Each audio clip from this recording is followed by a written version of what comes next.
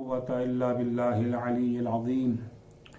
أعوذ بالله من الشيطان اللعين الرجيم. بسم الله الرحمن الرحيم. الحمد لله والصلاة والسلام على رسول الله وعلى آل الله، لا سيما بقية الله ولعنة الله على أعدائهم أعداء الله من يومنا هذا إلى لقاء الله. أما بعد، فقد قال الله: يا أيها الذين آمنوا كتب عليكم الصيام كما كتب على الذين من قبلكم لعلكم تتقون.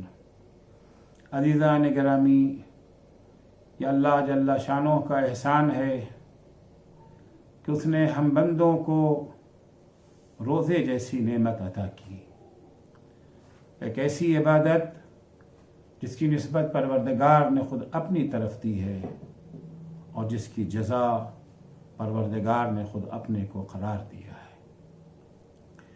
روزے کا فلسفہ، اس اہم عبادت کا مقصد جو پروردگار نے بیان کیا، وہ تقوی کا حصول ہے۔ چنانچہ ارشاد ہوتا ہے کہ روزہ فرض کیا گیا لعلکم تتقون، تاکہ تم صاحب تقوی بن سکو۔ تقوی کیا ہے، اس کی پہچان کے سلسلے میں مولا کائنات حضرت علی بن ابی طالب علیہ السلام کا وہ خطبہ جو آپ نے حمام کی فرمائش پر بیان فرمایا ہے، جس میں صاحبان تقوی کی 110 صفتیں، 110 علامتیں اور 110 پہچان بیان کی ہے۔ البتہ سلسلہ شاید یہاں ختم نہ ہوتا، مولا کچھ اور صفات بیان کرتے، لیکن حمام کی روح پرواز کر گئی۔ اس خطبے میں پہلے مولا نے اختصار سے کام لیا، لیکن حمام جب اختصار سے مطمئن نہ ہوئے اور تفصیلی بیان کے لیے اصرار کرنے لگے، تو مولا نے تفصیلی بیان شروع کرنے سے پہلے خدا کی حمد و ثنا کی، حضرت محمد مصطفیٰ صلی اللہ علیہ وآلہ وسلم پر درود و سلام بھیجا۔ اس کے بعد مولا نے انسانوں کی خلقت کا تذکرہ کیا کہ اللہ نے انہیں کسی ذاتی فائدے کے پیش نظر پیدا نہیں کیا، کیونکہ اللہ غنی ہے، نہ بندوں کی اطاعت سے اسے کوئی فائدہ پہنچتا ہے اور نہ اس کی نافرمانی سے اسے کوئی نقصان پہنچتا ہے۔ پھر مولا نے بیان فرمایا کہ اللہ نے صرف بندوں کو پیدا ہی نہیں کیا، بلکہ ان کی روزی کا بھی انتظام کیا، ان کے درمیان رزق کو تقسیم بھی کیا، اور رزق کے میدان میں ہر ایک کی جگہ اور مقام کو بھی مشخص اور معین کر دیا۔ اس کے بعد اب امام نے متقین کے فضائل، متقین کے صفات بیان کرنے شروع کیے۔ چنانچہ مولا ارشاد فرماتے ہیں: فالمتقون فیہا ہم اہل الفضائل۔ اس کرۂ خاکی پر، اس روئے زمین پر متقی اور پرہیزگار وہ ہیں جن میں تمام فضائل یکجا ہو گئے ہیں، جو فضائل کے مالک ہیں۔ اب مسئلہ یہاں یہ ہے کہ فضائل کسے کہتے ہیں، فضیلت سے کیا مراد ہے، کون سی صفتیں فضائل ہیں اور کون سی صفتیں رذائل ہیں، کن صفات کے مالک کو اچھی نگاہوں سے دیکھا جا سکتا ہے اور کن صفات میں گرفتار لوگوں کو بری نگاہوں سے۔ یہ بہت اہم سوال ہے، اور انسان کے اچھا یا برا بننے میں اس کا بڑا اہم کردار ہے۔ ہر سماج کی قدر و قیمت اس کے نظام اقدار یا ویلیو سسٹم سے ناپی جاتی ہے۔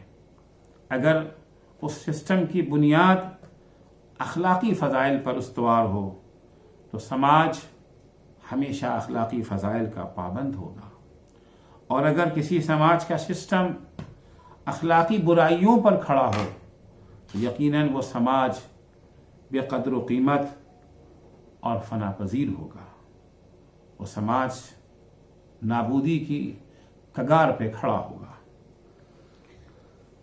اس کی طرح سے یہ اس گھر کی طرح سے ہے جسے کمزور زمین پر سیلاب کے راستے میں بنایا گیا ہو، کہ ظاہر سی بات ہے یہ گھر زیادہ دن تک قائم نہیں رہ سکتا، سیلاب کا ایک ہلکا سا ریلا بھی اسے بہا لے جائے گا۔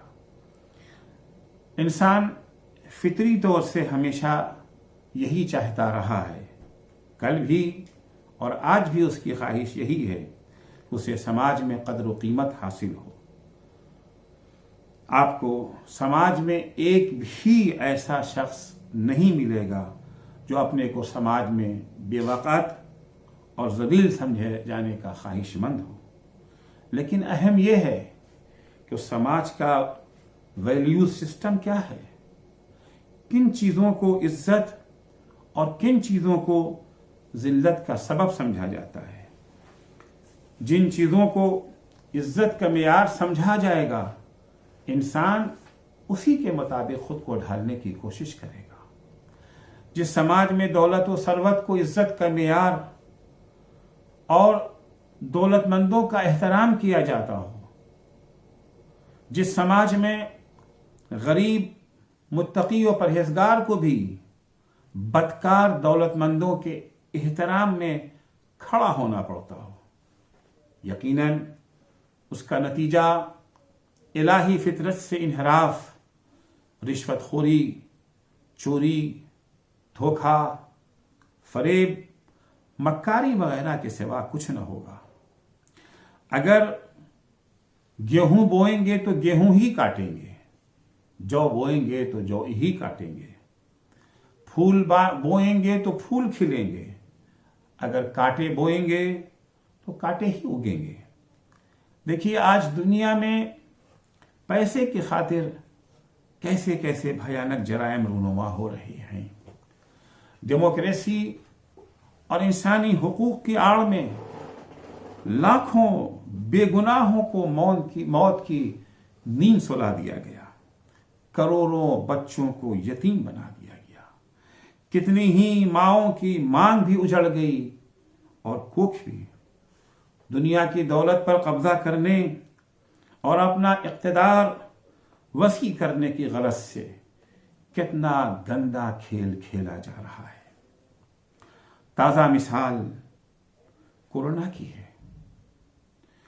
ابھی تو الزام در الزام کا سلسلہ چل رہا ہے، ایک دوسرے پر الزام لگائے جا رہے ہیں۔ اصل مجرم کا پتہ تو بعد میں چلے گا، اور شاید دولت کا بٹوارا کر کے، اقتدار کا ساجھا کر کے اصل مجرم کو چھپا بھی دیا جائے۔ ہمارے ملک میں اکثر یہ خبریں آتی رہتی ہیں کہ فلاں غریب بیمار جسے آپریشن کرانے کی ضرورت تھی، آپریشن کرتے وقت اس کی ایک کڈنی بھی اڑا لی گئی۔ یہ پڑھا لکھا تعلیم یافتہ انسان ہے، لیکن اس کی نگاہ میں اہمیت صرف دولت کی ہے، کیونکہ اس نے جس سسٹم میں آنکھیں کھولی ہیں وہاں دھن دولت ہی کی پوجا ہوتی ہے۔ تعلیم نہ صرف یہ کہ اس کو اس گھناؤنے جرم سے نہ روک سکی، بلکہ اس کے جرم میں مددگار بھی بن گئی۔ کیا خوب کسی فارسی شاعر نے کہا ہے، چو دزدی با چراغ آید گزیدے تر برد کالا۔ جب چور چراغ لے کر کے آتا ہے تو پھر گھر سے سب کی قیمتی سے قیمتی سامان چن چن کر لے جاتا ہے۔ دو الگ الگ ویلیوز سسٹم کی دو حقیقی اور واقعی مثالیں میں آپ کی خدمت میں پیش کر رہا ہوں۔ ایک اس سسٹم کی پیداوار ہے جہاں پر قدر و قیمت کا معیار دولت و ثروت ہے، اور ایک اس سسٹم کی پیداوار ہے، اس سسٹم میں پلا بڑھا ہے جہاں کے اوپر ویلیوز اور قدر و قیمت کا معیار تقویٰ ہے، انسانی فضائل ہیں۔ دونوں کا نمونہ میں آپ کی خدمت میں پیش کرتا ہوں کہ دونوں کے کردار میں کتنا فرق ہے۔ اولاً دولت ہی کو سب کچھ سمجھنے والے اس سسٹم سے وابستہ ڈاکٹر کے پاس ایک غریب بیمار لایا جاتا ہے جس کو فوری آپریشن کی ضرورت ہے، ورنہ وہ زندگی سے ہاتھ دھو بیٹھے گا. اس سے آپریشن کی فیس ایڈوانس میں جمع کرنے کے لیے کہا جاتا ہے، لیکن مریض کے پاس کچھ ہی پیسے تھے، پوری مطلوبہ رقم موجود نہیں تھی. دولت کے پجاری ڈاکٹر نے آپریشن کرنے سے یہ کہہ کر صاف انکار کر دیا کہ جس کے پاس پیسہ نہیں ہے وہ جی کر کیا کرے گا، مرتا ہے تو مر جائے. لیکن دوسری مثال اس ڈاکٹر کی ہے جو انسان دوستی، جمع مردی اور احسان و غیرت کے سسٹم سے وابستہ تھا. اس کے پاس بھی ایک مریض آیا، اس نے بیمار کا معائنہ کیا، نسخہ لکھا اور اس سے اس کا ایڈریس بھی لے لیا. مریض کے چلے جانے کے بعد ڈاکٹر نے اپنے اسٹاف سے کہا میرا بستر اس ایڈریس پر پہنچا دو، آج رات میں اس مریض کے پاس گزاروں گا. اس کی حالت سیریس ہے، خطرے سے باہر نہیں ہے، اسے رات میں کسی وقت بھی میری ضرورت پڑ سکتی ہے. اگر میں اس کے پاس رہوں گا تو شاید میں اس کی کوئی مدد کر سکوں، اس کے کسی کام آ سکوں، اسے بچا سکوں. ایسے سسٹم کی تربیت کا یہی نتیجہ ہے. ورنہ وہ کہہ سکتا تھا کہ میں نے معائنہ کر دیا، نسخہ لکھ دیا، اپنی فیس لے لی، میرا کام پورا ہو گیا، بعد میں کیا ہوگا مجھے اس سے کیا واسطہ. اور شاید اس کے اس اقدام پر کسی کو اعتراض بھی نہ ہوتا، لیکن اس کے زندہ اور بیدار ضمیر نے اسے اس کی اجازت نہیں دی. یہ دونوں ہی ڈاکٹر ہیں، دونوں ہی زیور علم سے آراستہ ہیں. فرق صرف یہ ہے کہ ایک کا ضمیر زندہ ہے اور دوسرے کا ضمیر مردہ، اور یہ نتیجہ ہے نظام اقدار اور ویلیوز کے سسٹم کا. دنیا میں ہمیشہ دو سسٹم موجود رہا، ایک مادہ پرستی اور دنیا پرستی کا سسٹم، اور ایک خدا پرستی کا سسٹم. دونوں ایک دوسرے سے ٹکراتے رہے ہیں. ایک طرف انسان دوست، خدا پرست اور اعلیٰ اقدار کے مالک انبیاء کرام اور اولیاء اعظام ہیں، تو دوسری طرف انسان اور خدا دشمن، دولت و دنیا پرست طاغوت. جناب نوح نے انتہائی جافشانی اور انتھک محنت کے ذریعے 950 سال میں 80 افراد کو الہی نظام سے وابستہ کر کے اپنے ارد گرد اکٹھا کیا ہوا ہے. اس کے مقابلے میں دولت و ثروت ہی کو سب کچھ سمجھنے والوں کا جتھا ہے. دولت کے پجاری، یہ سرمایہ دار جناب نوح کی ہدایت کے مقابلے میں مہازارائی کرتے ہوئے جناب نوح سے کہتے تھے تم نے اپنے ارد گرد صرف پست اور اراذل افراد کو جمع کر رکھا ہے. قرآن مجید سورہ ہود کی آیت نمبر 27 میں یوں ارشاد فرماتا ہے فقال الملأ الذين كفروا من قومه ما نراك الا بشرا مثلنا وما نراك اتبعك الا الذين هم اراذلنا بادي الرأي وما نرى لكم علينا من فضل بل نظنكم كاذبين. قرآن مجید ان دنیا پرستوں کی رائے اور ان کی فکر کو اس لفظوں میں بیان کرتا ہے فقال الملأ الذين كفروا.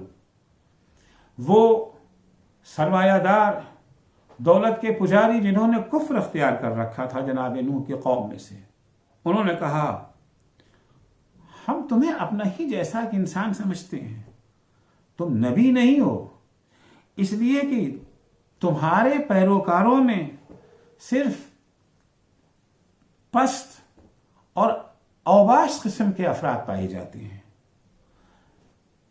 جن کی فکر و نظر، جن کی رائے فکر و نظر سے آری ہے، اور ہم تمہارے اندر کسی فضیلت کو محسوس نہیں کرتے ہیں، بلکہ ہمارا تو خیال یہ ہے کہ تم جھوٹے ہو، تم نبی ہو، تم نبی نہیں ہو۔ ان کے خیال میں عزت و شرف کا معیار مالدار ہونا ہے، چونکہ جناب نوح کے ماننے والوں کے پاس دولت نہیں ہے، لہذا وہ پست اور اوباش ہیں، گرے ہوئے لوگ ہیں۔ اس آیت میں خدا پرستی اور بت پرستی کے دو دبستان فکر، دو اسکول آف تھاٹ کے ٹکراؤ کا نمونہ پیش کیا گیا ہے۔ جناب نوح کے نقطۂ نظر سے مومنین عظمت و فضیلت کے مالک ہیں، قدر و قیمت کے حامل ہیں، جبکہ دولت و ثروت کو برتری سمجھنے والوں کی نگاہ میں ان لوگوں کی کوئی قیمت و وقت نہیں ہے۔ یہ گرے ہوئے پست افراد ہیں۔ ہمیں اسی سے اندازہ ہوتا ہے کہ انبیاء کتنی عظیم ذمہ داری کا بوجھ اپنے کاندھوں پر اٹھائے ہوئے تھے، اور اقدار کے نظام کو تبدیل کرنے کے لیے بشریت کی کتنی اہم خدمت انجام دی ہے۔ حضرت موسیٰ کا دور بھی اس ٹکراؤ کا بہترین نمونہ ہے۔ حضرت موسیٰ نے جب بشریت کی فلاح و بہبود کا بیڑا اٹھایا اور فرعون کو سیدھے راستے پر آنے کی دعوت دینے لگے اور حق پرست بن جانے کی صورت میں اس کی حکومت و سلطنت کے باقی رہنے کی بھی ضمانت دی، تو فرعون مذاق اڑاتے ہوئے کہتا ہے، یہ دونوں بھائی موسیٰ اور ہارون چرواہوں کا پھٹیچر لباس پہنے ہوئے ایمان لانے کی صورت میں ہماری سلطنت کی بقا کی ضمانت دے رہے ہیں۔ فرعون کے دربار کے بھانڈ بھی جناب موسیٰ کی نقل کر کے ان کا مذاق اڑاتے تھے اور فرعونیوں کی شادمانی کے اسباب فراہم کرتے تھے۔ فرعونیوں کی حلق سے یہ بات اترتی ہی نہیں تھی کہ جو خود چرواہوں کا لباس پہنے ہوئے ہے، وہ خدائی کا دعویٰ کرنے والے اور انا ربکم الاعلی کا نعرہ لگانے والے کی سلطنت کی بقا کی ضمانت کیسے دے سکتا ہے؟ سورہ زخرف آیت نمبر 51، 52 اور 53 میں قرآن مجید نے دونوں کلچر کے ٹکراؤ کا نمونہ پیش کیا ہے اور دولت و ثروت ہی کو عظمت و فضیلت کے فرعونی نظریے کو پیش کیا ہے۔ ارشاد ہوتا ہے کہ وَنَادَى فِرْعَوْنُ فِي قَوْمِهِ قَالَ يَا قَوْمِ أَلَيْسَ لِي مُلْكُ مِصْرَ۔ فرعون نے اپنی قوم کے درمیان یہ اعلان کیا، اے لوگو، اے میری قوم والو، کیا یہ مصر کی حکومت کا مالک میں نہیں ہوں؟ وَهَٰذِهِ الْأَنْهَارُ تَجْرِي مِن تَحْتِي، کیا یہ نہریں جو بہہ رہی ہیں یہ میرے اختیار میں، میری ملکیت نہیں ہے؟ افلا تبصرون، کیا تم دیکھ نہیں رہے ہو ان کی غربت کو اور میری دولت کو؟ موسیٰ سر تپا غربت و ناداری میں غرق ہیں اور میرے چاروں طرف دولت و دولت ہی ہے۔ افلا تبصرون، کیا تم دیکھ نہیں رہے ہو؟ ام انا خیر من هذا الذي هو مہین ولا یکاد یبین، کیا میں اس تنگ دست اور ذلیل و خوار انسان سے بہتر نہیں ہوں جسے ڈھنگ سے بات کرنا بھی نہیں آتا؟ فلولا القی علیہ اسورۃ من ذہب او جاء معه الملائکۃ وجاء معه الملائکۃ مقترنین، اگر یہ نبی ہوتا، اگر یہ پیغمبر ہوتا، اگر خدا نے اسے نبی بنا کے بھیجا ہوتا تو اللہ نے اسے سونے کے کنگن بھی پہنائے ہوتے، کیونکہ ان کی نگاہ میں باعزت وہی انسان ہے جس کے ہاتھوں میں سونے کے کنگن ہوں، سونے کا ہار ہو، یا یہ کہ اس کے ساتھ ساتھ کسی فرشتے کو اللہ نے بھیج دیا ہوتا؟ تو آپ نے محسوس کیا کہ فرعون کی نگاہ میں اقدار کا نظام کیا ہے، ویلیوز کا سسٹم کیا ہے. فضیلت اور برتری دولت میں ہے، مال میں ہے، جبکہ حضرت موسیٰ جس نبستان کے جو ہے نمائندے بن کر کے آئے ہیں، وہاں پر فضیلت کردار کو حاصل ہے، ایمان کو حاصل ہے، کیریکٹر کو حاصل ہے. آخری نبی حضرت محمد مصطفیٰ صلی اللہ علیہ وآلہ وسلم کا جب زمانہ آیا تو آپ کے زمانے میں بھی یہ ٹکراؤ اسی طرح جاری رہا. مشرکوں نے اخلاقی فضائل اور انسانی اقدار پر مشتمل حضرت کی دعوت کے مقابلے میں محاذ کھڑا کر دیا کہ ہم ان پر ایمان نہیں لا سکتے. کیا روئے زمین پر انسانوں کا قحط تھا کہ اللہ نے ایسے غریب و تنگ دست شخص کو نبی بنائے گا؟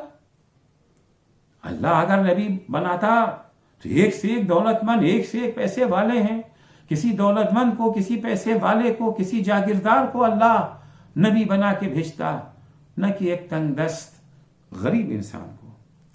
سورہ زخرف کی آیت نمبر 31 میں ان مشرکوں کے طرز فکر کو ان لفظوں میں بیان کیا گیا ہے. وَقَالُوا لَوْلَا أُنزِلَ هَذَا الْقُرْآنُ عَلَى رَجُلٍ مِّنَ الْقَرْيَتَيْنِ عَظِيمٍ. اگر یہ قرآن اللہ کی طرف سے نازل کیا ہوا ہوتا تو پھر اللہ اسے مکے یا طائف کی کسی عظیم مالدار شخصیت پر کیوں نہ نازل کرتا؟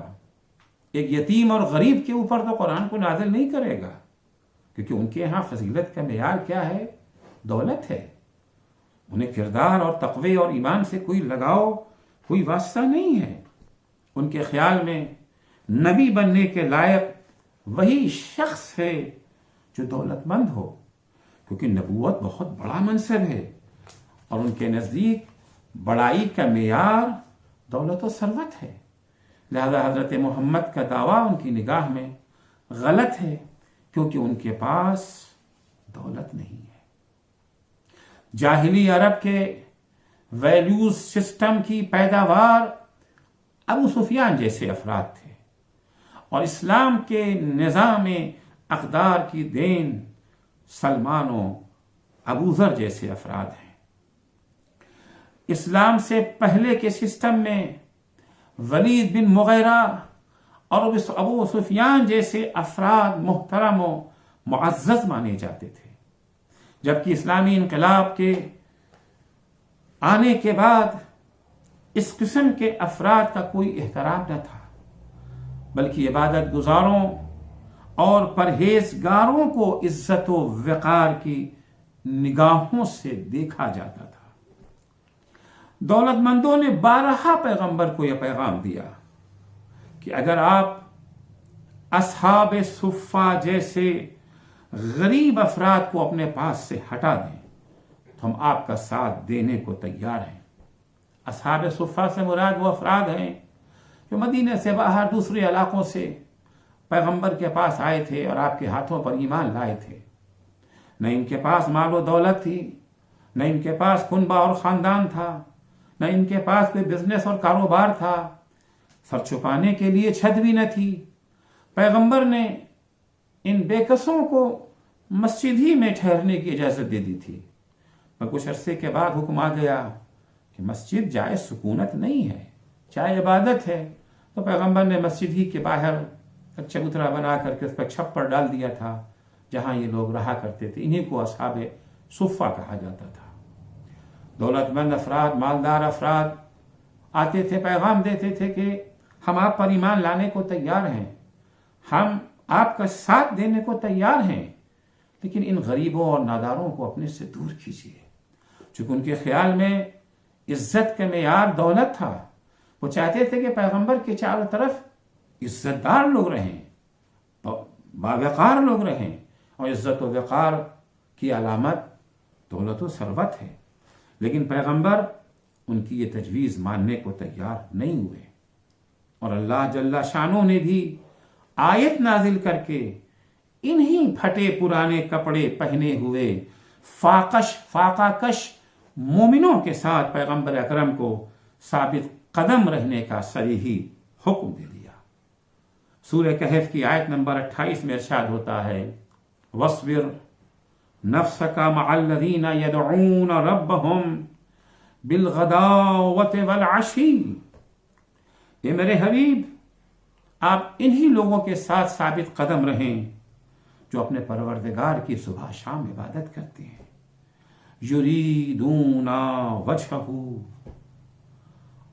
اور صرف ان کا مطمح نظر خدا کی خوشنودی ہے۔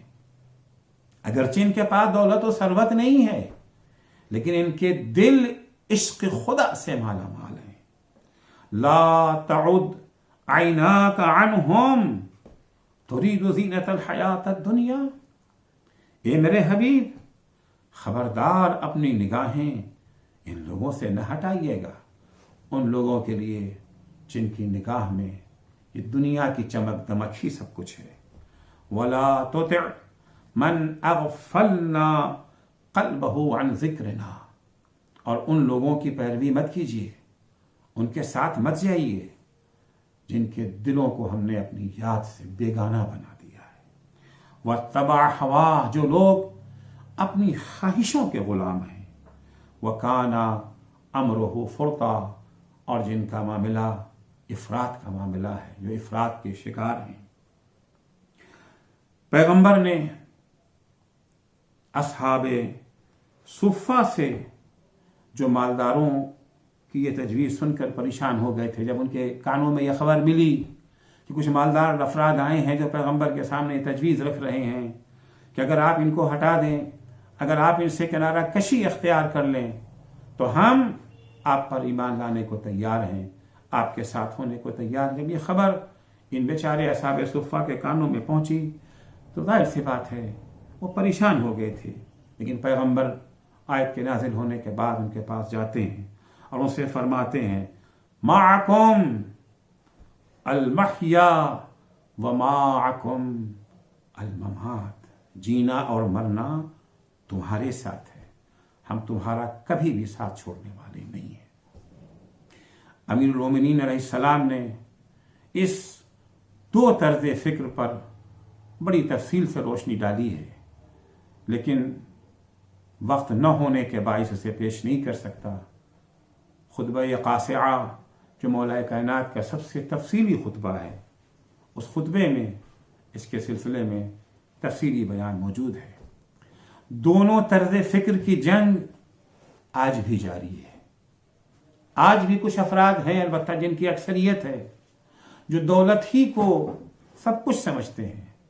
ان کے ہاں فضیلت دولت میں ہے، عزت دولت میں ہے، حتیٰ ان کے خیال میں عقل و خرد بھی دولت ہی میں چھپی ہوئی ہے۔ مولا متقیان نے جب پہلی صفت متقین کی بیان کی ہے تو یہ فرماتے ہیں کہ فالمتقون فیہا ہم اہل الفضائل، اس کرۂ ارض پر بسنے والے متقین وہ ہیں جن میں فضائل یکجا ہو گئے ہیں۔ یہ فضیلتیں کون سی فضیلتیں ہیں جو ان میں یکجا ہیں؟ اسلامی نظام اقدار کی فضیلتیں ہیں، اور یہی فضیلتیں انہیں دوسروں سے ممتاز بناتی ہیں۔ خدا بند متعال سے دعا ہے کہ خدا بند متعال ہم سب کو اسی نظام اقدار کا پیرو قرار دے جس کی تبلیغ جناب نوح نے کی، جناب موسیٰ نے کی، خاتم النبیین حضرت محمد مصطفیٰ صلی اللہ علیہ وآلہ وسلم نے کی، اور امیر المومنین حضرت علی ابن ابی طالب علیہ السلام نے جس کا سبق دیا، یعنی انسانی اقدار پر مشتمل فضیلت، عشق خدا کی حامل فضیلت۔ والسلام علیکم ورحمۃ اللہ وبرکاتہ۔ آپ تمام حضرات سے درخواست ہے ایک سورہ فاتحہ کی جملہ مومنین و مومنات اور شہدائے اسلام کی ارواح کے لیے۔ بسم اللہ الرحمن الرحیم، الحمدللہ رب العالمین، الرحمن الرحیم مالک یوم الدین ایاک نعبد و ایاک نستعین اهدنا الصراط المستقیم صراط الذین انعمت علیہم غیر المغضوب علیہم ولا الضالین.